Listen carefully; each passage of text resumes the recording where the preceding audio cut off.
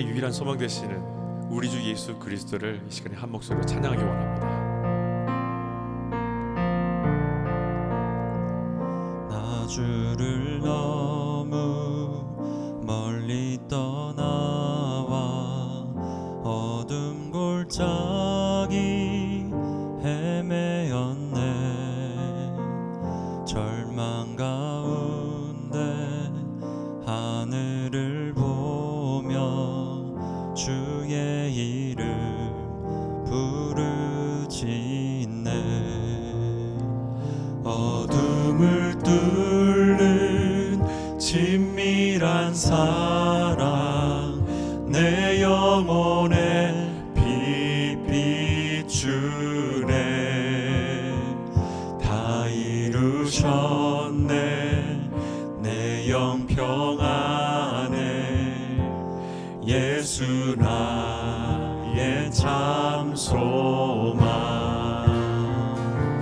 할렐루야 날 자유케 하신 주. 할렐루야 죽음을 이기시고 모든 사슬 풀리네. 예수 이름 부를 때 예수 나의 참 소망.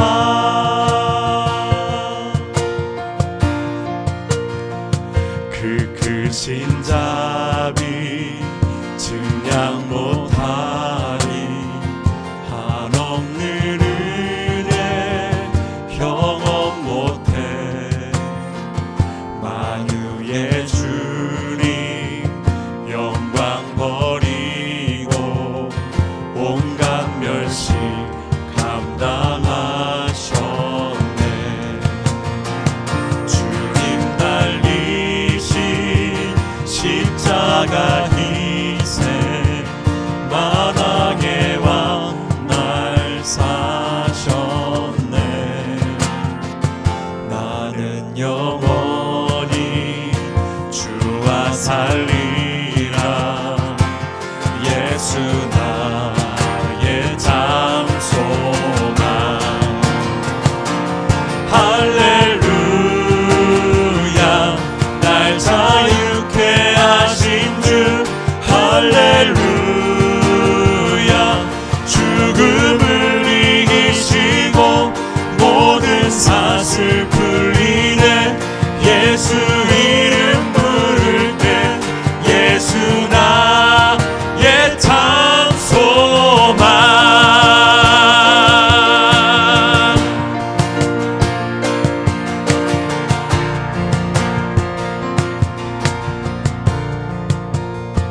셋째 날 새벽 침묵을 깨고 약속 이루시 부활의 주.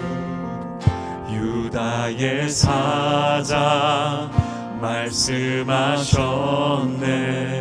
사망 권세 힘을 잃었네.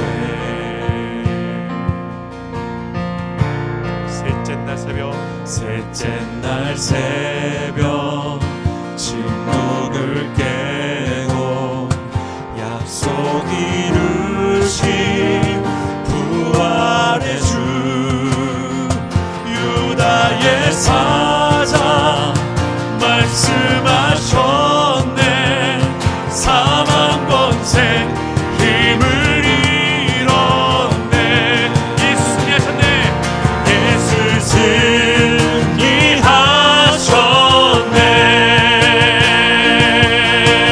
할렐루야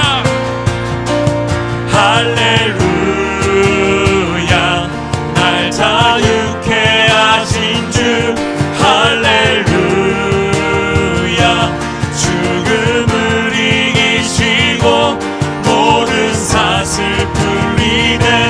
예수 이름 부를 때 예수 나의 참 소망. 할렐루야 할렐루야 날 자유케 하신 주. 할렐루야 죽음을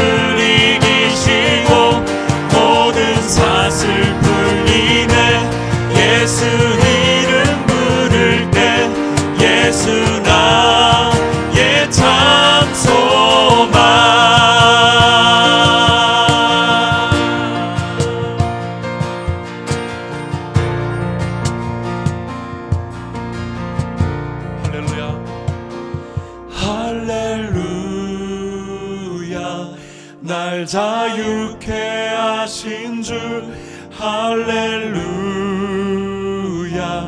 죽음을 이기시고 모든 사슬 풀리네. 예수 이름 부를 때 예수 나의 참 소망.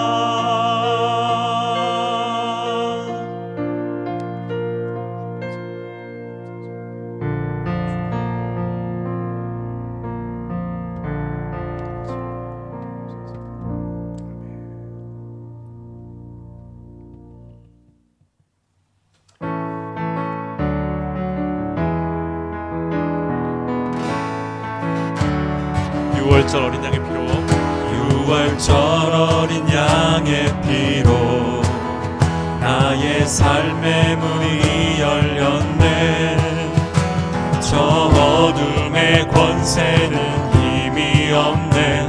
주 보혈의 능력으로 원수가 날 정죄할 때에도 난 의롭게 설 수 있네. 난 더 이상 정죄함 없네. 난 주 보혈 아래 있네. 난 주 보혈 아래 있네. 그 피로 내 죄 사했네. 하나님의 긍휼 날 거룩해 하시었네. 난 주 보혈 아래 있네. 난 원수의 어떠한 공격에도 더 이상 넘어지지 않네. 난 주 보혈 아래 있네. 난 주 보혈 아래 있네. 난 주 보혈 아래 있네. 그 피로 내 죄 사했네. 하나님의 긍휼 날 거룩해 하시었네. 난 주 보혈 아래 있네. 난 원수의 어떠한 공격에도 더 이상 넘어지지 않네. 난 주 보혈 아래 있네.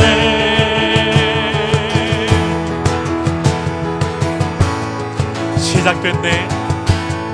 시작됐네. 우리 주님의 능력이 나의 삶을 다스리고 새롭게 하네. 자유하네. 죄와 사망으로부터 나의 삶을 변하구나. 충만하네. 시작됐네. 우리 주님의 능력이 나의 삶을 다스리고 새롭게 하네. 자유하네. 죄와 사망으로부터 나의 삶은 변하구나. 충만하네. 은혜로다. 주의 은혜 한량없는 주의 은혜로다. 주의 은혜 변함없는 신실하신 주의 은혜. 은혜로다. 은혜로다. 주의 은혜 한량없는 주의 은혜. 주의 은혜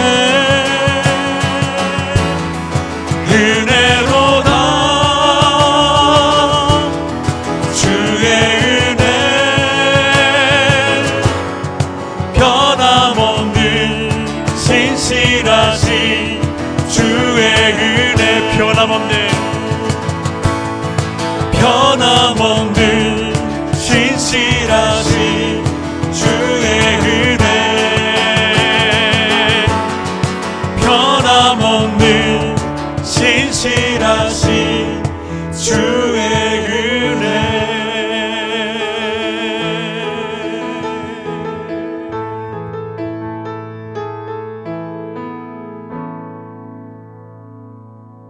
아멘.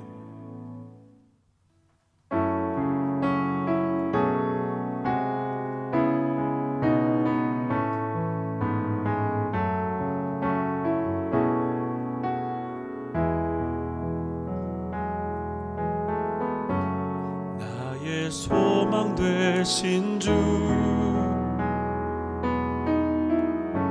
주를 바라봅니다.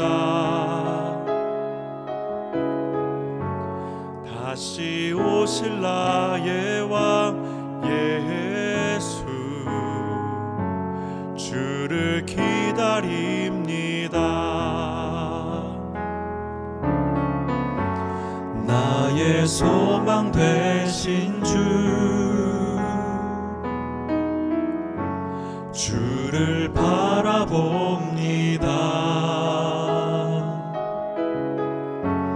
다시 오실 나의 왕 예수 주를 기다립니다. 밤이나 낮이나 어제나 오늘도 영원히 주만 찬양해. 괴롭고 슬플 때 낭망하여 넘어져도 언제나 주만 찬양하겠네.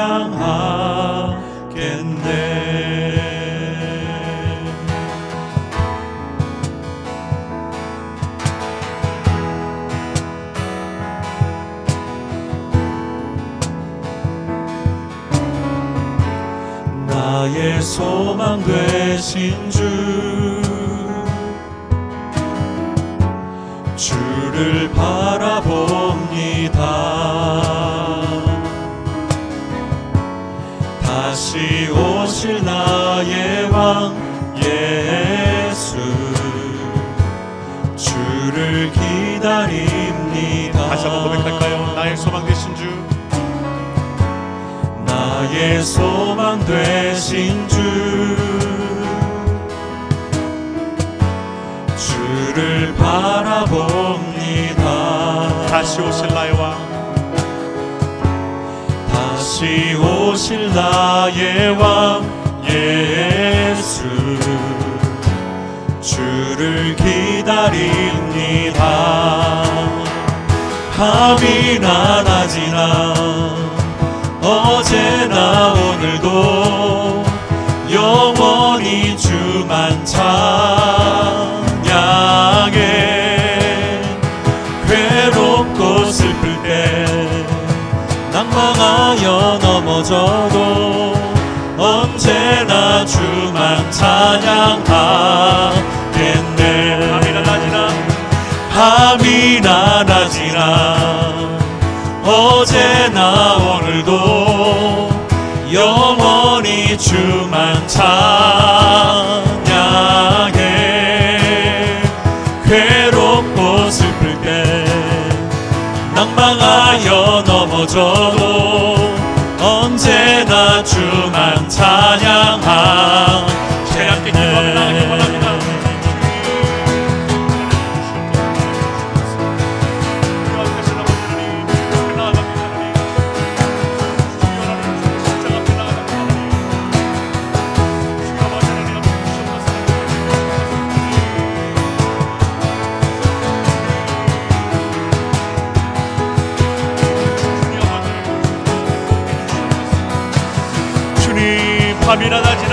밤이나 낮이나 어제나 오늘도 영원히 주만 찬양해. 괴롭고 슬플 때 낭망하여 넘어져도 언제나 언제나 주만 찬양하겠네. 밤이나 낮이나 밤이나 낮이나 어제나 오늘도 영원히 주만 찬양해. 괴롭고 슬플 때 낭망하여 넘어져도 언제나 주만 찬양하겠네. 온 맘 다해 온 맘 다해 사랑합니다. 온 맘 다해 주 알기 원하네. 내 모든 삶 당신 것이니 주만 섬기. 온 맘 다해 온 맘 다해 사랑합니다. 맘 다해 주 알기 원하네. 내 모든 삶 당신 것이니 주만 섬기리. 온 맘 다해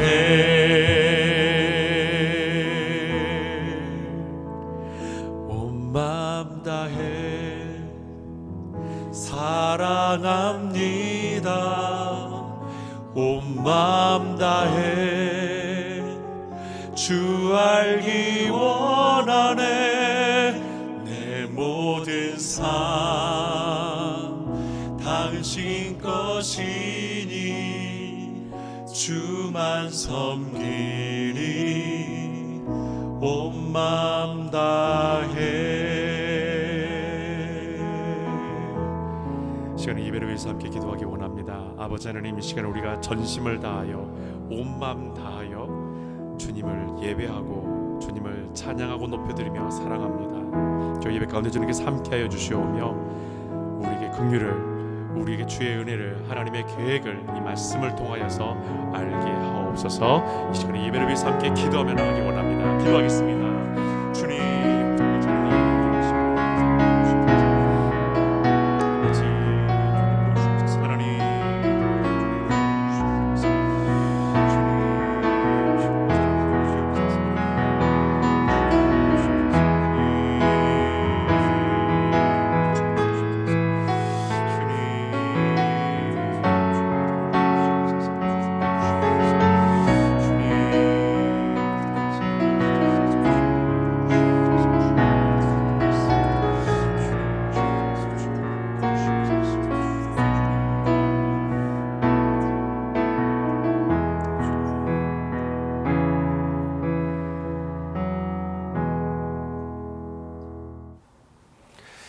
메시아 시리즈 5번째 시간입니다. 오늘 우리에게 주시는 하나님의 말씀은 마가복음 14장 3절로 9절에 있는 말씀입니다.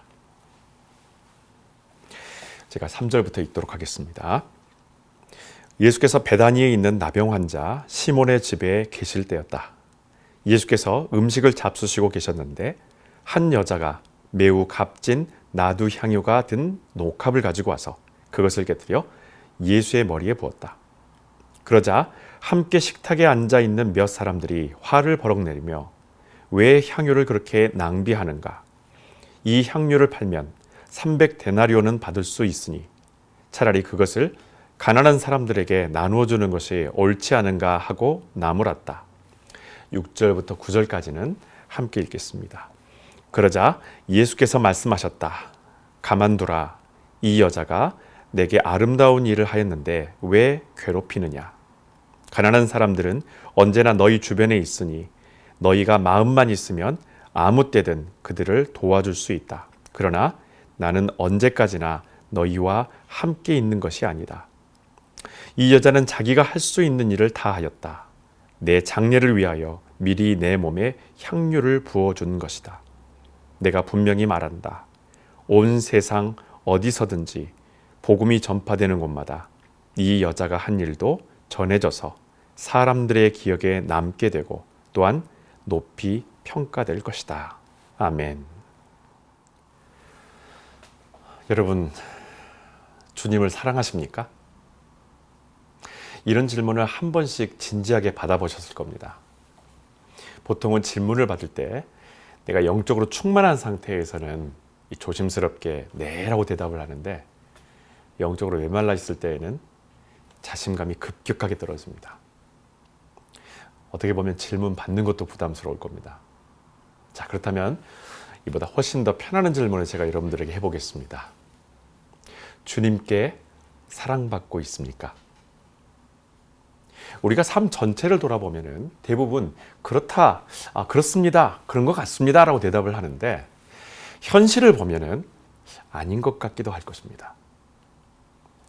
여러분, 말씀은 우리의 삶 전체를 이끌고 갑니다. 지금 잘 되고 안 되고의 그 문제에만 적용되는 것이 아니라는 거예요. 말씀은 우리가 하나님께 얼마나 큰 사랑을 받고 있는지를 깨닫게 해주십니다. 세상을 창조하신 전능하신 창조자가, 그것도 전 세계가 99.999% 알지도 못하는 이 무명한 나에게 시시콜콜 일상을 함께 해주시면서 말씀으로 인도하시고 또한 우리의 실적과는 상관없이 은혜를 베푸십니다. 우리는 일상이 주님께 사랑받고 사는 사람들입니다. 이것을 아는 사람은 그 사랑에 대한 보답도 확실히 차이가 납니다. 여러분, 저희 부부가 어떤 분에게 선물하려고 할 때 제가 어떤 선물이 좋을까 이렇게 고민하다가 이렇게 넌지시 아이디어를 아내에게 제가 제시하게 되면요, 간혹 이런 대답이 올 때가 있어요. 그건 당신이 좋아하는 거고. 틀린 말이 아닙니다. 때론 제가 좋아하고 필요로 하는 것을 그분에게 선물하려고 할 때가 있어요. 아마 그분도 필요할 거라고 생각하니까. 내가 하나님께 은혜 받고 있는 존재임을 늘 고백하며 감사하는 사람은 자기가 주님께 주고 싶은 사랑을 하지 않고 주님이 원하시는 사랑을 합니다. 주님이 원하시는 것은 큰 선물이 아니라, 큰 헌신이 아니라 우리의 마음, 우리의 중심인 줄로 믿습니다. 이 마음의 중심이 여러분 놀라운 일을 한다는 거예요. 예수님께서 제자들과 함께 과거에 나병 환자였다가 고침을 받았었던 시몬이라는 사람의 집에서 한참 담소를 나누시면서 식사를 하고 계십니다. 여러분, 참고로 이 동일한 사건을 요한복음 12장에는 나사로와 그의 여동생 마리아, 마르다라는 실명으로 소개를 하고 있습니다. 공관복음과 요한복음의 등장인물이 사실 조금 다른 것에 대해서 학자들은 이렇게 설명을 합니다.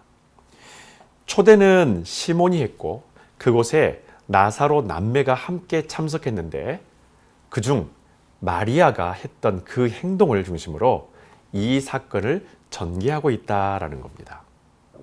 자, 어찌되었든 치료받고 다시 살아난 시몬과 나사로로 인해 이미 이곳은 그야말로 축제 분위기입니다. 이렇게 즐거운 식사 중에 갑자기 한 여인이, 요한복음에서는 마리아라고 말하죠. 자, 지금부터 제가 마리아라고 이름하겠습니다. 이 마리아가 값비싼 향유가 들어있는 옥합을 가지고 오더니 그 병을 깨뜨려 열어서 예수님의 머리에 부어서 적시기 시작합니다.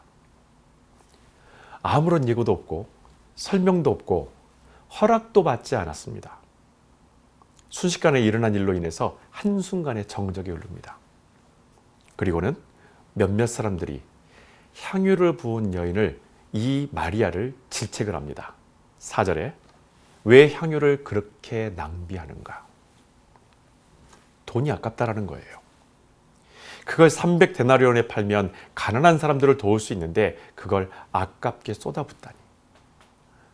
어쩌면 이런 사람도 있을지 모릅니다.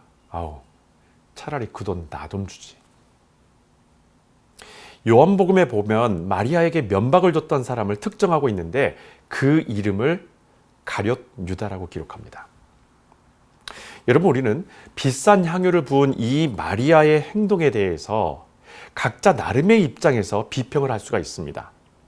우리는 이 상황에서 아마도 옳고 그름을 판단하려고 할 겁니다. 누가 옳으냐, 누가 틀렸는가.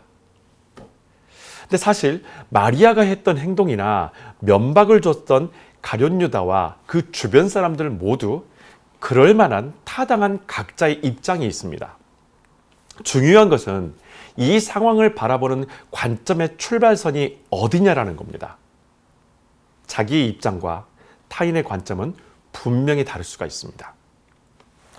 향유를 부은 마리아는 자신의 행동이 오롯이 우리 주님을 사랑하는 그 마음에서 했던 것이라고 말하겠는데, 타인의 관점에서는 오히려 이 마리아가 그 사랑을 낭비하고 있다라고 여깁니다.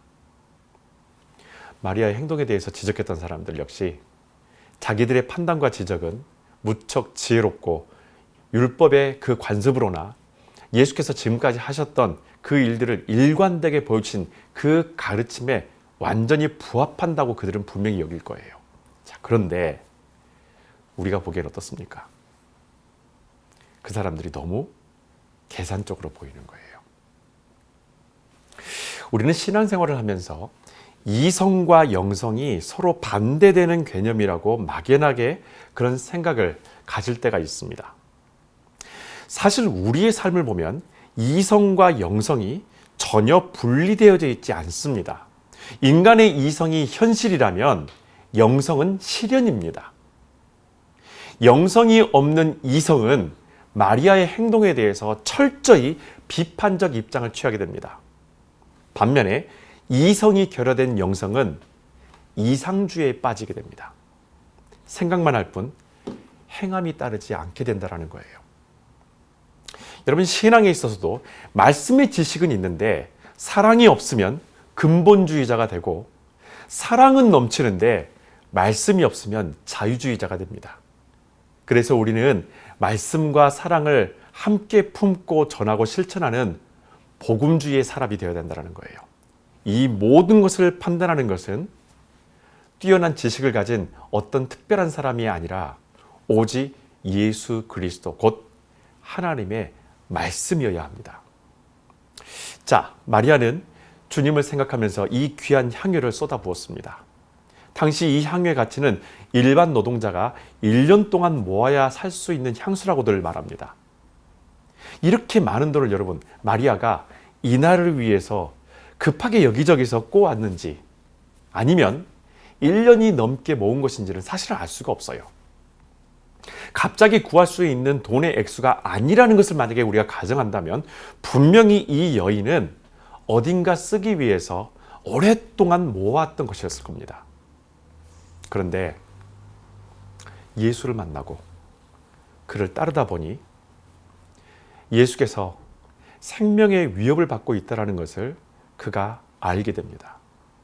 성경을 보면은 이 사건의 앞과 뒤에 예수를 죽이려는 바리새인들과 대제사장들의 모의가 눈에 띄게 드러납니다.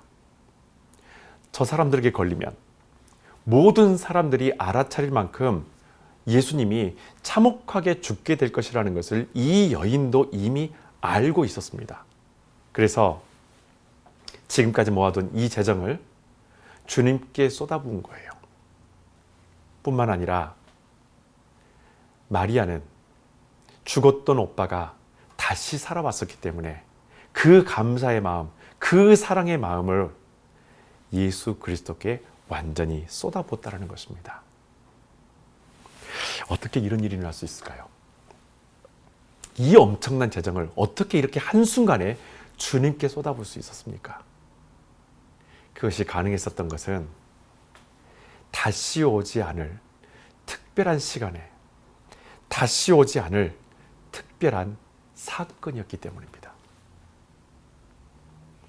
여러분은 여러분 자신을 어디에 쏟아부었습니까?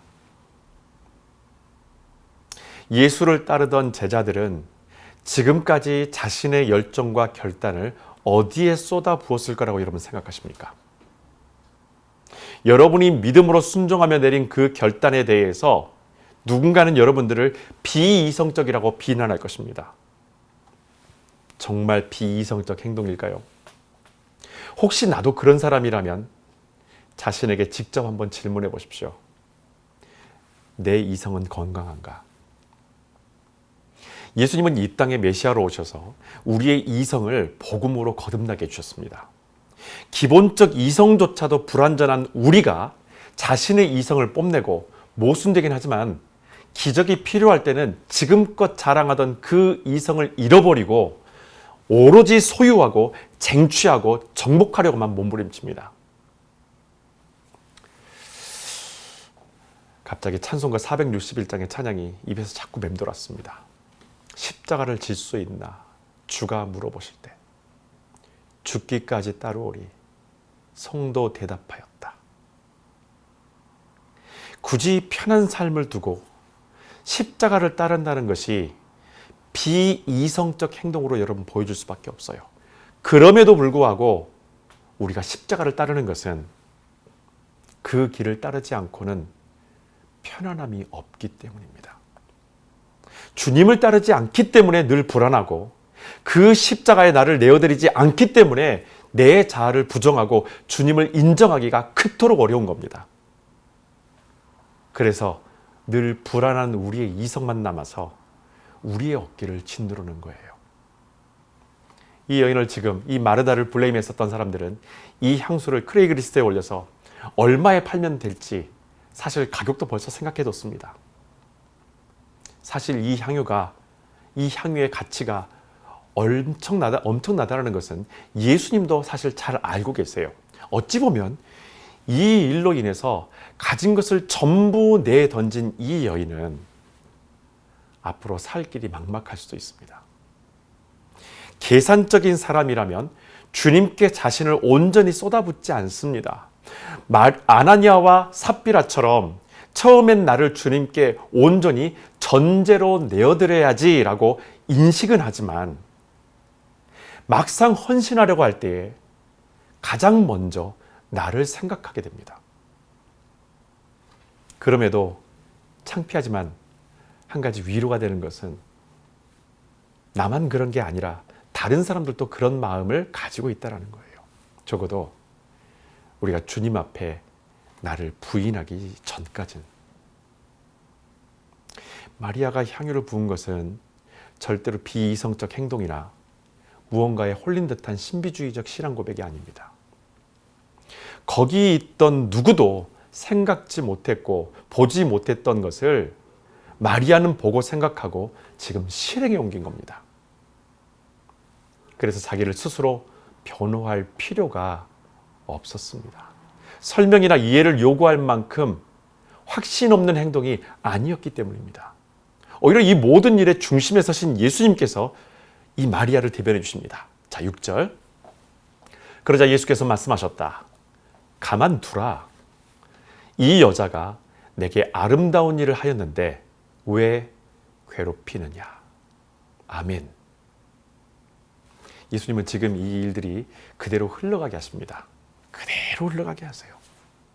여러분, 하나님은 우리가 마주치게 될 이 어려움과 시련을 그대로 흘러가게 하실 때가 있고 잘 나가던 일들이 막힐 때도 그냥 흘러가게 하실 때가 있어요. 섣불리 판단하지 말고 주님의 세미한 음성이 들릴 만큼 그분께 여러분 가까이 나아가십시오. 마리아가 예수님을 만나기 전 자기의 인생을 어디에 쏟아부었는지는 우리가 알 수가 없어요. 하지만 무엇이 되었든 이 마리아는 그 일에 성실했다는 것만 분명합니다. 제자들도 마찬가지예요. 예수께 부름받은 제자들의 면면을 살펴봐도 그들 역시 예수께 부름받기 전에는 자기 일에 자신의 모든 것을 쏟아부었던 열정과 책임감이 있었던 사람들입니다. 그런데 이들 모두가 예수를 만나고 난 후에 주님을 따르게 되죠. 다만 마리아와 제자들에게 결정적인 차이가 있다면 그것은 예수님의 말씀을 어떻게 수용했느냐라는 것입니다. 여러분, 진리의 특성은 불변성입니다. 하나님 나라의 복음을 예수님은 다양한 방법으로 나타내 보이셨습니다. 하나님은 우리 성도님들에게 지금까지도 개인과 각 가정에 합당한 다양한 은혜를 베풀어 주시고 진리의 복음, 생명의 말씀 또한 주셨습니다. 다만 차이점이 있다면 그 말씀을 지금까지 여러분과 제가 어떻게 수용했는가라는 것입니다. 향유를 가져와서 부은 마리아는 주님께 해야 할 일이 무엇인지 지금 그 일을 하고 있는 반면 제자들은 잔뜩 화가 나 있고 이 상황 자체가 예수님의 가르침과는 상반된 거라고 여기고 있습니다. 주님이 지난 3년간 가르치신 하나님 나라 복음을 이 여인과는 정반대 방향으로 수용을 했다는 것입니다. 제자들의 태도에 드러나 있는 우리가 절대 따라하지 말아야 할 것은 자의적인 해석입니다. 모든 말씀은 상황에 따라 달리 적용되는 것이 아닙니다. 말씀은 어떤 상황이든지 간에 역전시키는 능력이 있습니다. 유대인들이라면 가난한 자들을 돌보는 것이 이미 구약의 율법으로 대대로 지켜내려온 일상 중에 하나예요. 당연하면서 동시에 하나님의 택함받은 백성이라면 책임감을 가져야 할 정도로 중요한 신앙 실천의 덕목입니다. 이렇게 당연한 덕목을 마리아와 예수님은 지금 깨트린 겁니까? 그렇다면 여러분, 누가 기뻐하고 있는지를 다시 한번 보십시오. 그리고 지금 누가 분노하고 있는지를 보십시오. 누구보다도 예수님께서는 마리아의 행동을 마음 깊이 기뻐하고 지금 계십니다. 여러분, 제가 말씀을 묵상하는데 예수님께 갑자기 이런 질문을 한번 던져봤어요. 예수님, 이 여인이, 이 마리아가 주님 머리를 향유로 적실 때 어떠셨습니까? 주님, 당신의 머리에 마리아가 부은 향유가 흘러내릴 때 당신의 마음은 어떠셨습니까? 주님이 저에게 개인적으로 이런 감동을 주세요. 놀라웠어. 그리고 고마웠어. 주님이 거기 있던 사람들에게 이 여인을 방해하지 말라고 하신 이유가 너무나 공감이 되는 거예요. 이 여인은 이미 주님께 받은 그 사랑에 대해서 너무나 당연한 그 일들을 지금 하고 있습니다. 향유를 붓는 사람도 감격이 있고 예수님도 그 마음을 몸소 받고 계신 거예요. 라비 제크라이어스는 하나님의 사랑에 대해서 하나님의 사랑은 은혜의 선물일 뿐 아니라 그 사랑은 관계 속에서 자라나고 유지된다. 우리는 하나님과 오래 동행할수록 이 사랑의 선물의 의미를 깊이 알 수 있다고 말을 합니다. 여러분, 주님과 참으로 동행한 사람은 여기서 누구입니까? 바로 이 잔치집에서 지금 누가 주님과 함께 동행한 사람입니까? 몸만 따르는 허다한 제자들 중에 누구도 주님께서 십자가를 지시는 것에 대해서, 그 죽음에 대해서 직감하고 예비한 사람이 없어요. 성령께서는 말씀과 동행하며 살아가는 사람들에게 그 말씀이 주는 인생의 의미를 삶 속에서 깨닫게 해주십니다.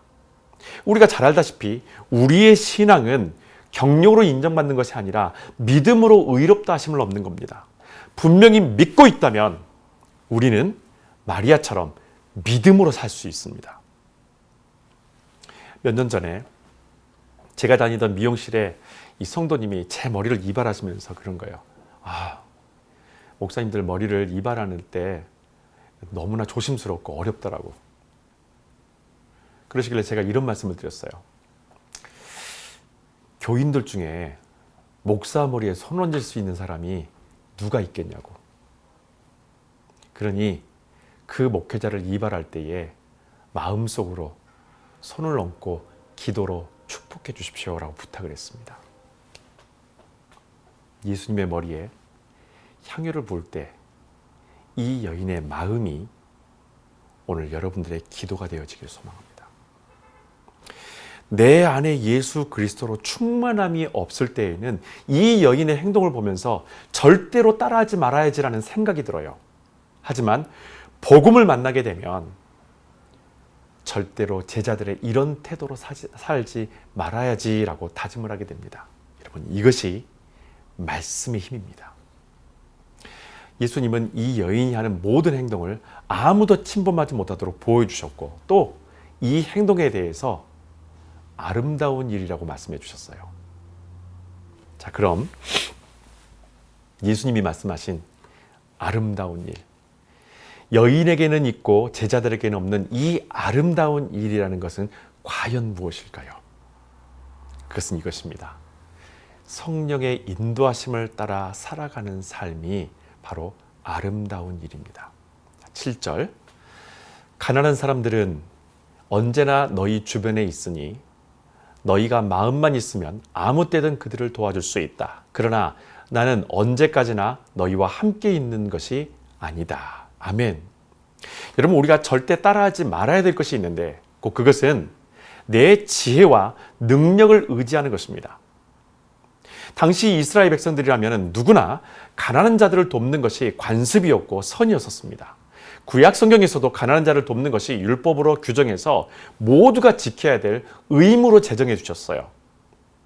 성경적 상식으로도 향유를 팔면은 수많은 굶주린 자들을 돕고 이 또한 하나님의 백성으로서 칭찬을 받을 일일 텐데 오히려 지금 이 여인의 행동에 예수님은 손을 들어 주십니다.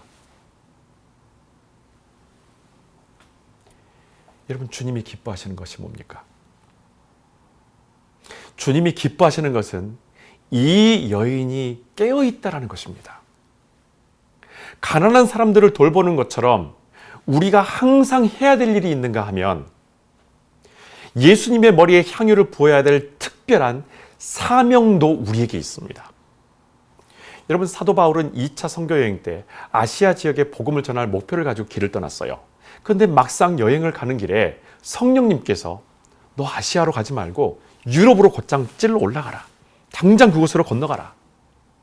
이 말씀에 바울이 순종하면서 마게도니아 지역에 복음을 전합니다. 바로 이것이 유럽과 로마 제국의 심장부에 복음이 전해진 계기가 돼요. 여러분, 우리는 크리스찬입니다. 마땅히 해야 할 일을 성실히 하면서 성령에 민감한 삶을 살아야 될 우리가 바로 크리스찬입니다. 예수님은 더 구체적으로 성령의 인도하심을 따라 사는 아름다운 일이 무엇인지를 우리에게 가르치십니다. 곧 그것은 주의 길을 예비하는 것입니다. 8절, 이 여자는 자기가 할 수 있는 일을 다 하였다. 내 장례를 위하여 미리 내 몸에 향유를 부어준 것이다. 아멘.